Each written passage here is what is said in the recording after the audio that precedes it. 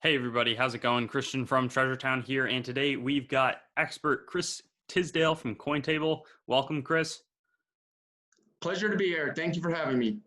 And we are going to be chatting about doctored coins, coin doctors, basically what it is, the general overview, and then kind of ask some questions from there. He'll give his perspective as somebody who has dealt with a lot of different coins in different forms as a dealer for a long time. So anyways, I guess the basic question is there's a lot of things, a lot of new people will hear, don't clean your coins or don't doctor your coins.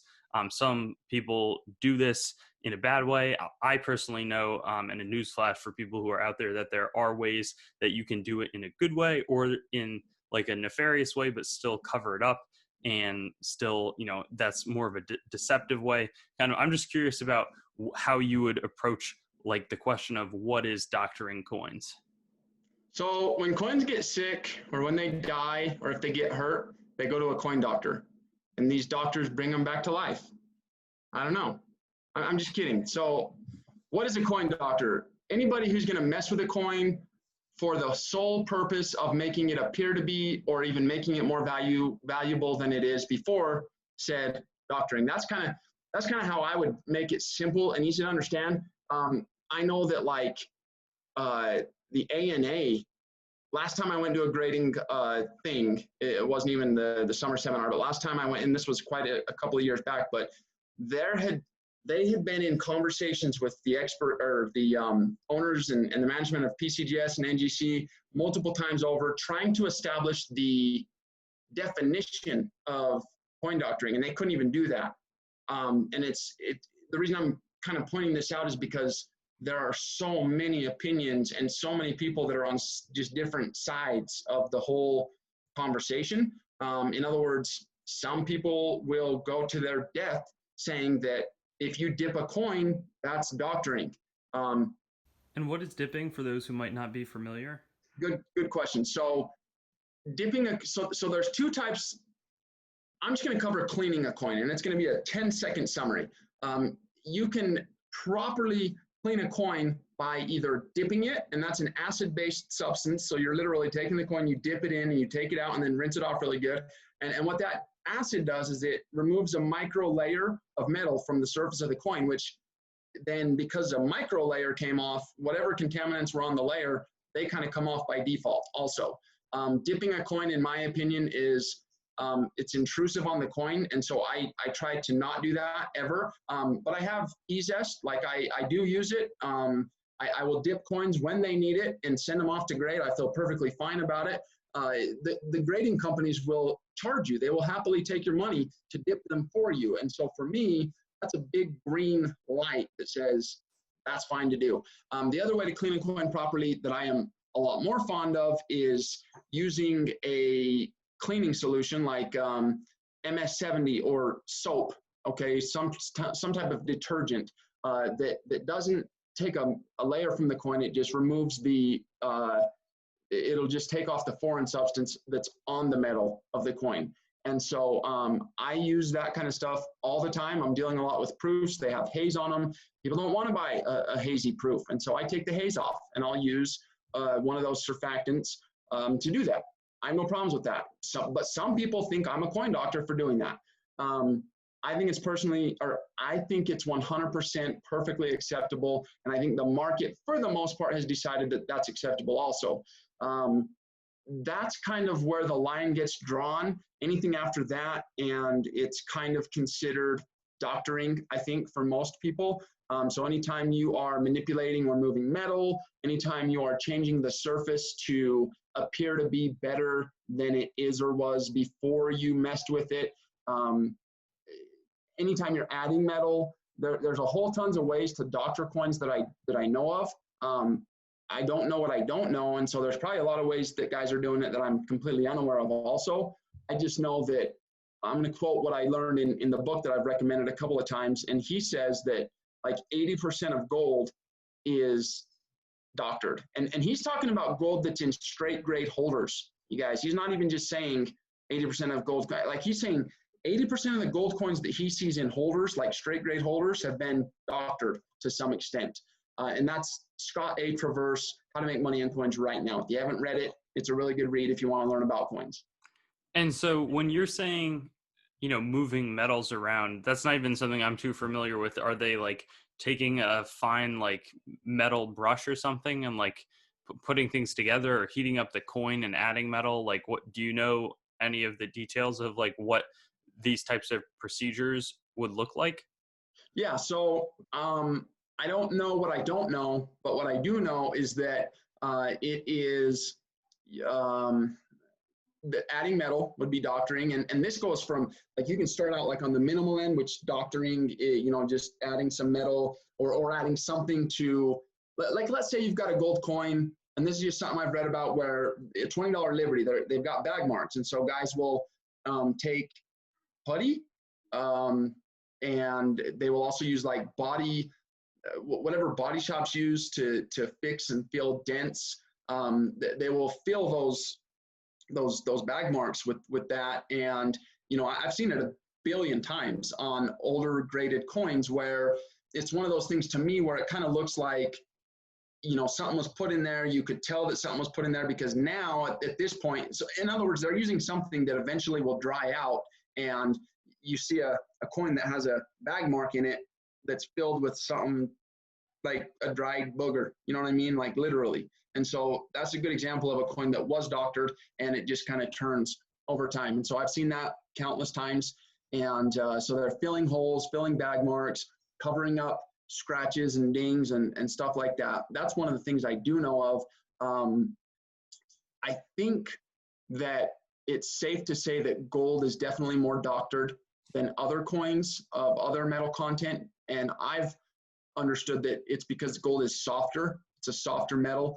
I also understand that silver is the most reflective metal out there. And so what I've been told is that gold is just kind of easier to work on and get away with it, if that makes sense.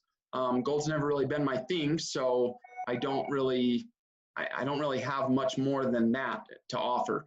I also know that with a little bit of time and a little bit of money, you can go out there and you can, buy the tools and learn how to add mint mark. I mean, guys are out there adding mint marks. That would be adding metal. Obviously, that's why I brought that into this equation. There's just some crazy things going on for sure with coins.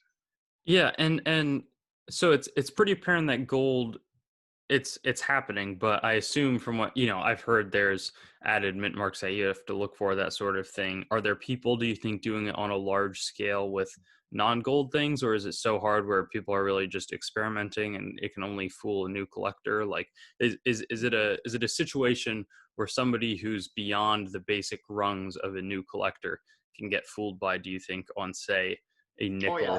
or something like that? 100%, man. I know.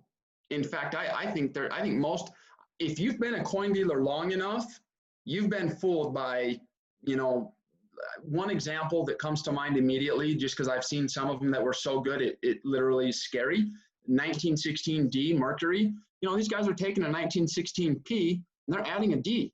And it's that simple. You take an uncirculated 1916P and you add a D, so there is no mint mark if it's a P, and then you add a D, and it's now one of the scarcest, rarest, most popular key date coins of all.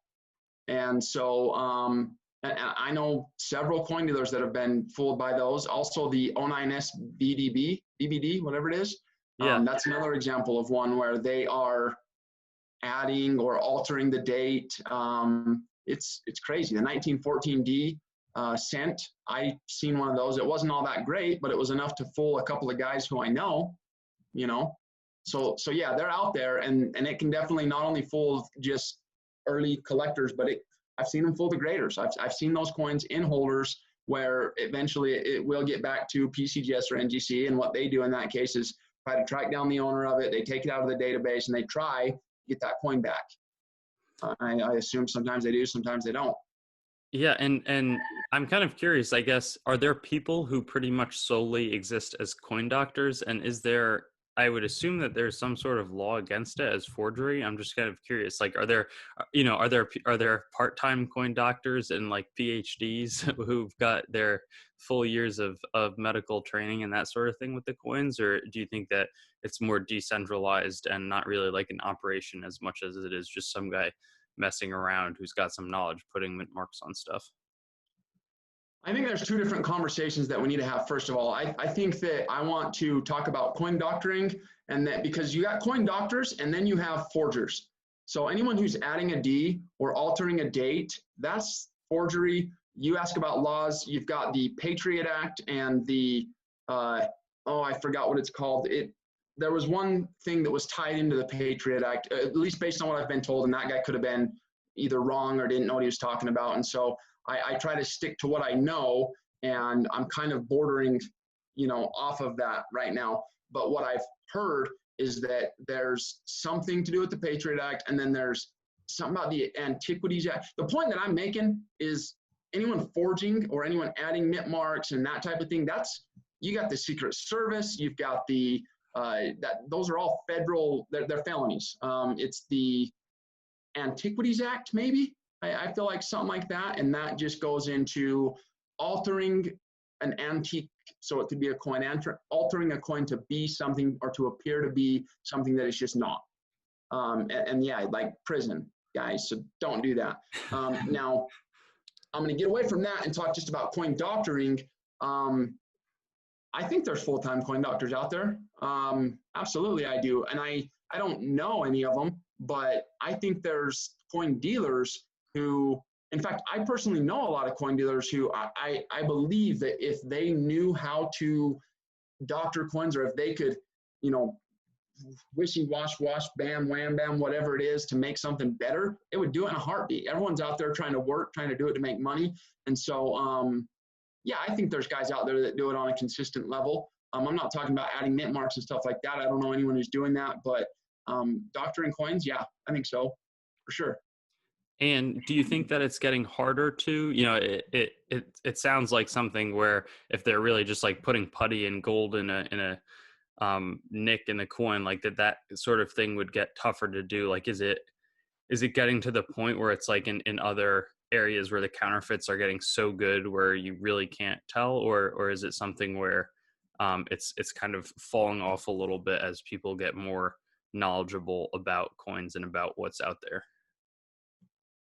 That's a really fascinating question because they're both evolving. And so what it really boils down to is which one's evolving faster at a given time. I don't know because I was not around. I've been very open about the fact that I didn't know anything about coins before 2010. I think it was in 2009 was when I read that our coins were silver if they were before 1964 or 1964 and earlier. And so sometime in 2009 is when I read that. And then in 2010, 2011 is when I was out coin roll hunting to find silver. So I wasn't around in the early 90s and the late 80s when the grading companies started to come onto the scene. What I've been told is that you could go to a coin show and you could find coins where you could manipulate them somehow or another. And just what I've been told is that a lot of the guys who are very, very well established in this industry, I'm talking like the millionaires, the coin dealers who are like, they've got the biggest names, the biggest reputations. I've heard that a lot of those guys built their foundation on going to coin shows, finding all the coins that were, all they had to do was this or that, whatever. I don't even know what those things are. I just know that they made millions of dollars buying up gold coins, fixing them up, doing whatever they do, and then getting them into a better grade and selling them. So that's gotten a lot harder because now, just based on my own personal experience, when I go to a coin show, every single gold coin that I look at in a holder is trash. What I mean by that is what I've noticed, they're so highly collectible that if it's a top quality coin for the grade, you're not going to see it at a coin show being sold by a dealer who sells gold coins. You're just not. That stuff's been looked over 10, 20 times by every single coin dealer because they're out there trying to make a living too. So they're looking through all of it and they're like, yep, that one there and that one there. Those two, if I send them in 10 times, I'll get an upgrade on one of them. And so it's all very picked over. as far as the gold coins in holders. So yes, that has become harder. The other part that's been harder, or that's become harder, is that the grading companies, as soon as someone starts doing it, it's only a matter of time before the grading companies get wise to what's going on, and they will educate themselves, and they kind of evolve into like, yeah, you're not going to get away with that anymore, so to speak. So it's just kind of one of those things. In my view, it's one of those things where the people that are out there, you know, messing with coins are getting better, and the grading company's kind of evolving also. And so it's just, they're both just out there trying to evolve and outsmart the other, if that makes sense. Absolutely. I guess in closing, is there anything else that you're kind of interested or would want to make sure people know about the whole process? And B, you know, a standard question would just be kind of like in terms of, as a collector, avoiding things that are doctored, how one would go about doing that. You know, I just, oh man, it's tough because there's really no easy solution. I literally couldn't even begin to tell you guys how many coins I've bought that are in holders, where I was dealing in proofs for a long time. And, you know, some of these early proofs are big money in Cameo. And so I would buy a big lot, big deal, whatever. And I would just buy them based on the grades. I'm talking about deals where I was buying coins maybe sight unseen for the whole deal, and then I get them, and it's like, oh, that coin's been doctored, and it looked like literally somebody used, I don't even know what it was, so maybe makeup or paint or something that they literally wiped on the devices to make them look more frosty. That I don't think would fly these days. Every time I've seen that, it tends to be like in an older style holder. So I guess what I'm trying to say is just, it all boils down to developing your eye, you know, and just looking at enough coins so that when you pick one up and something's off, you can see that something is off. Morgan dollars, for example, one thing that I've learned is that a Morgan dollar, you can't do much with a Morgan dollar without affecting those luster bands. Okay, if you have an uncirculated Morgan dollar and you're holding it under light and you're spinning it, those luster bands, they call them cartwheels, right? How you can tell if a Morgan's been messed with is if those are disturbed. If those luster bands are disturbed, if they're super, super bright and then there's a break in it over here, someone did something to that surface. And I don't know what that is. You don't even need to know what that is. Just know that when you're looking at raw coins, they have a certain luster about them. And when that luster doesn't look like any of the other ones you've looked at, somebody did something to it.